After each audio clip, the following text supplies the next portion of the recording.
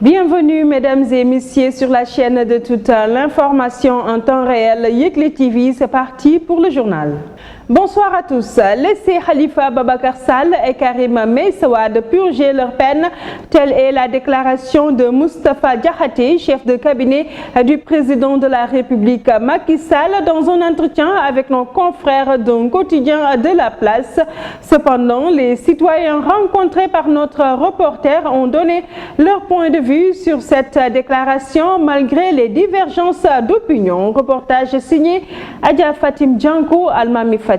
Supprimer la grâce présidentielle et l'amnistie pour Khalifa Ababacar Sall et Karim Meïssa Wade, tels sont les propos de Moustapha Diakhaté. Trouvé devant sa maison, cet homme nous donne ses appréciations sur la déclaration de Moustapha Diakhaté. Je ne suis pas du tout d'accord avec cette déclaration de Moustapha Diakhaté et il ne devrait pas réagir de la sorte. Car Khalifa Ababacar Sall comme Karim Meïssa Wade doivent être graciés. Tëjee lu mat 5 ans te liñ ko tëjee defu ci dara kooku dañ koy lor. Même son de cloche pour ce jeune transitaire. waaw non loolu dafa fekk moom dafa amul njaboot bu nekk ci kaso bi rek wala amul doom wala yooyu noonu.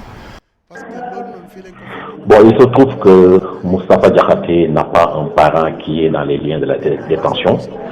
Il peut se permettre de tenir de tels propos ou même se permettre de faire des déclarations du genre.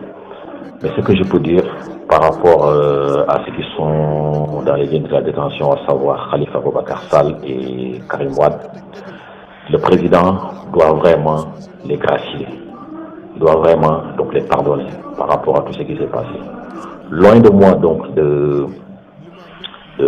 d'innocenter qui que ce soit, ni Khalifa Ababacar Sall, ni Karim. Mais responsable commercial, lui, n'a pas d'appréciation à faire, car il ne donne aucune crédibilité au dire des politiciens. Bon, moi, je dirais que je n'ai aucune appréciation à faire par rapport à ces déclarations de M. Diakhaté. Moi, je suis d'avis que les politiciens, je n'accorde aucune crédibilité à leur dire. J'ai le sentiment qu'ils jouent avec le peuple.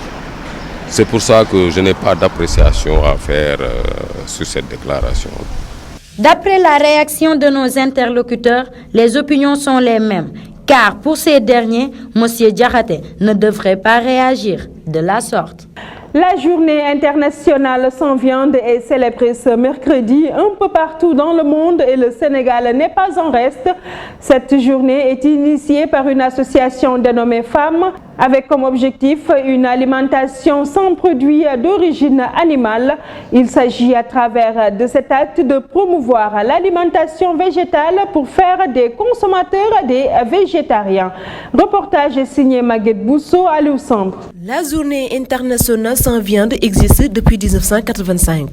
Cette journée est promulguée par l'association Femmes, qui signifie Femmes Animal Rights Movement, qui milite pour une alimentation sans produits d'origine animale par respect aux animaux, pour la préservation de la planète et pour l'amélioration de la santé.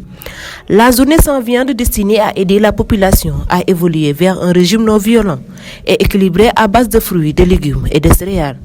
L'objectif de cette journée se base sur un communiqué au public, les joies et vertus d'une alimentation végétale, tout en faisant la promotion du large choix d'alternatives à la viande et aux produits laitiers disponibles. Et pour finir le 20 mars avec plus de visibilité afin d'organiser une action ou un événement qui célèbre le geste qui sauvera de la souffrance et de la mort de très nombreux animaux chaque année. La journée mondiale de la santé bucco-dentaire est célébrée le 20 mars de chaque année. Cette année, la journée s'est focalisée sur le lien entre la santé bucco-dentaire, l'état de santé général et le bien-être.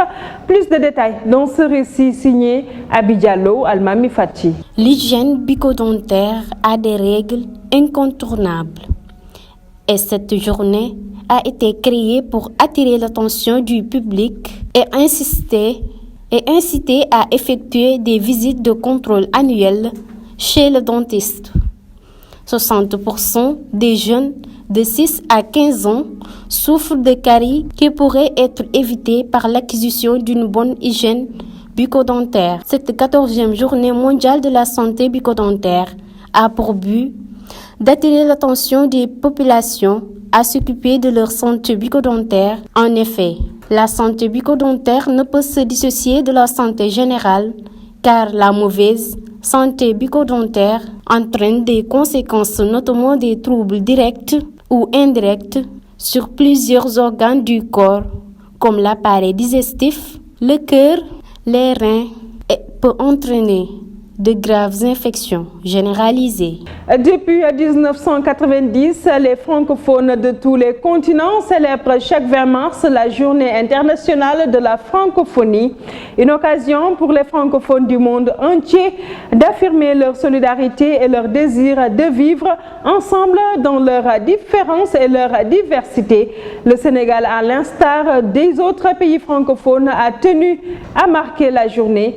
Un récit de Guy Noël Makalula à Luxembourg. La Journée internationale de la francophonie célébrée le 20 mars de chaque année par l'ensemble des États membres de la francophonie. Dans l'ensemble des continents, on compte plus de 369 millions de locuteurs de la langue française. En français, s'il vous plaît. C'est le thème choisi pour les 300 millions de francophones dans le monde cette année. Ce slogan, choisi par la nouvelle secrétaire générale de l'OIF, Organisation internationale de la francophonie, Louise Mushikiwabo, véhicule l'image d'une langue moderne apte à nommer toutes les réalités du monde d'aujourd'hui, que ce soit dans les domaines du numérique, de l'économie et des sciences. Cette année, la comédienne et humoriste burkinabé Rukiata Ouedraogo a été choisie comme marraine de cette journée internationale. Ce mercredi, en direct du siège de l'OIF à Paris, elle lira la dictée francophone aux nombreux participants. Ce 20 mars est aussi célébré la Journée mondiale du conte. L'occasion est saisie dans plusieurs pays de fêter comme il se doit l'art de la parole dans toute leur diversité, notamment au Sénégal. Cependant, le conte n'a plus sa place dans la société sénégalaise. Les séries télévisées sont aujourd'hui au devant de la scène et sont les plus suivies. Fallou Cissé met l'accent sur le conte et certaines personnes se sont prononcées sur les nouvelles séries télévisées dont ce dossier signé Aminata Ndaw Almami Fati. Malgré ce genre qui porte en lui une forte émotion ou philosophique puissante, cependant, bon nombre se tournent vers les séries télévisées. Cette étudiante en gestion économique trouve que les nouvelles séries télévisées sont les mieux adaptées pour la jeunesse. Mon point de vue, c'est que les producteurs reflètent seulement la réalité au Sénégal. Parce qu'il y a un moment donné, j'ai constaté que certains gens sont en train de critiquer, comme genre Pod et Marichou et Maîtresse d'un homme marié, genre la promotion de l'adultère, des choses vulgaires. Mais bon, pour moi, ils reflètent seulement la réalité. S'ils jouent ça, c'est parce que ça se passe aussi dans le Sénégal. Au Sénégal même plutôt, je pourrais dire. Si certains préfèrent les suivre, d'autres par contre pensent que c'est une perte de temps car ces séries sénégalaises n'éduquent pas. Cette conseillère commerciale affirme. Concernant les séries sénégalaises, je ne peux pas exactement vous apporter une réponse par rapport à ça parce que je ne les suis pas. Moi, à la place, je préfère les documentaires, les débats intelligents, alors qui peut me rapporter grand chose, quoi. C'est-à-dire écouter des gens qui ont des idées qui gazent le développement. Ouais, je préfère. Parce que peut-être il y en a certaines personnes, c'est intéressant pour elles, mais pour moi, en ce qui me concerne, franchement, c'est pas intéressant. C'est pas intéressant pour moi. Ils sont nombreux à apprécier ces séries télévisées. D'autres, par contre, ne préfèrent pas les suivre car elles ne reflètent ni la culture, voire la réalité sénégalaise. La page internationale, c'est tout de suite. Nous démarrons cette page internationale au Mali. L'attaque de la base de Djoura dans le centre du pays le week-end dernier relance le débat sur les bataillons unités spéciales antiterroristes. Ces bataillons sont une disposition de l'article 30 de l'accord de paix d'Alger qui a mis un terme au conflit dans le nord du pays. Mais un des groupes signataires, la coalition des mouvements de l'Azawad, a fait part de ses doutes sur la mise en œuvre de ces bataillons. D'après le décret, les bataillons unités spéciales effectuent des missions militaires d'action, de combat, de renseignement et d'assistance dans le nord et le centre du Mali.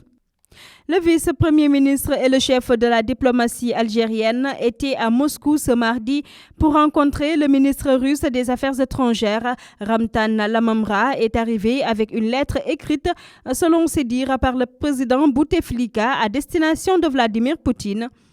Le ministre algérien des Affaires étrangères a longuement discuté avec son homologue russe Sergei Lavrov, un ami de longue date rencontré à l'ONU.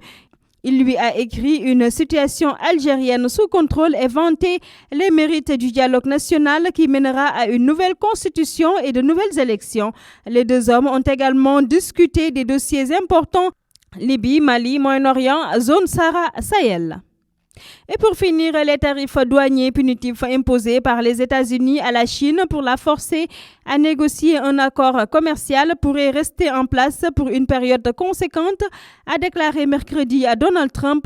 Le président américain veut maintenir ces taxes sur plus de 250 milliards de dollars de produits chinois importés aux États-Unis, je cite, parce que nous voulons être sûrs que si nous concluons un accord avec la Chine, celle-ci le respectera.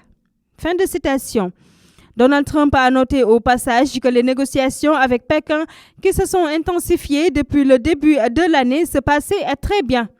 Et c'est tout pour cette page internationale. Et pour boucler ce journal, nous attaquons directement la page sportive avec Yankoba Gueye. La délégation sénégalaise réalise un beau parcours au championnat du monde spécial olympique à Abu Dhabi. En effet, après avoir obtenu la médaille d'or en équitation, Juliette Aran et Ibrahim Anli se sont illustrés en natation en décrochant une médaille d'or et une médaille de bronze. Inquiétude au sein de la tanière des Lions du Sénégal, Ismaël Sarr a dû écourter sa séance d'entraînement mardi soir au stade Lat Dior de Thiès.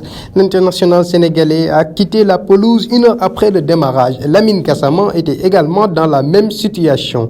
L'arrière droit n'a pas également terminé sa séance. Très intéressé par Nicolas Pepe, le Bayern Munich serait prêt à débourser 80 millions d'euros pour convaincre Lille de lâcher son attaquant. Auteur de 17 réalisations et 8 passes décisives, Pepe est de plus en plus courtisé par des grandes écuries européennes. Et en croire les dernières informations, c'est le club allemand qui a décidé de sortir l'artillerie lourde en premier. Cette note sportive ferme cette édition. Merci de nous avoir suivis. Excellente fin de soirée à toutes et à tous. Au revoir.